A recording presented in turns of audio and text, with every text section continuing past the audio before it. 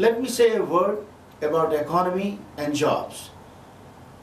To my mind, the economy works best when government stays out of deciding who are going to be the winners and who are going to be the losers.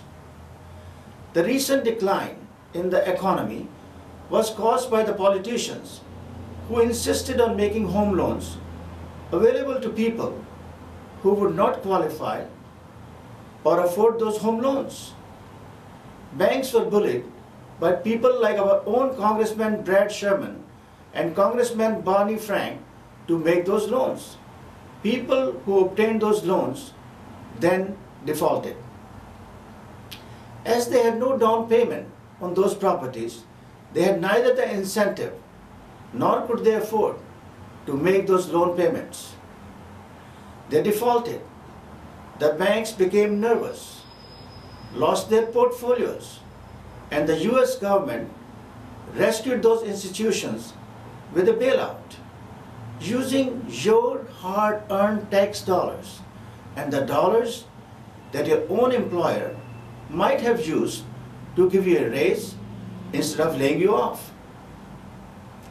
The justification for this is that we bailed out these companies, but that just goes to show what folly it is for the government to get involved. I publicly objected to that bailout of banks and other institutions because hard-earned taxpayers' dollars should not be used to force who wins or who loses. Our assistance should not be for companies that are too big to fail, which is nonsense, but rather for the small businesses and individual entrepreneurs and investors who create 70% of all jobs in this country. These don't need a bailout. They only need to have the burden of excessive taxes and regulation and frivolous lawsuit lifted. That would have saved jobs and put more money into the pockets of average Americans.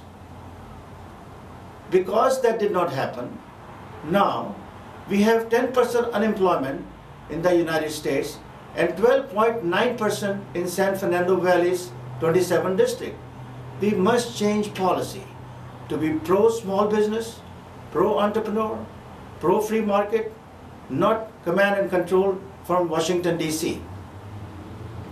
Personally, I have plans and the business connections abroad to bring investment into the USA in general and the 27th district in particular, so that thousands of new jobs can be created into the private sector. As your congressman, I will not be chasing pork in Washington, D.C., but encouraging private capital to be put to work in our district.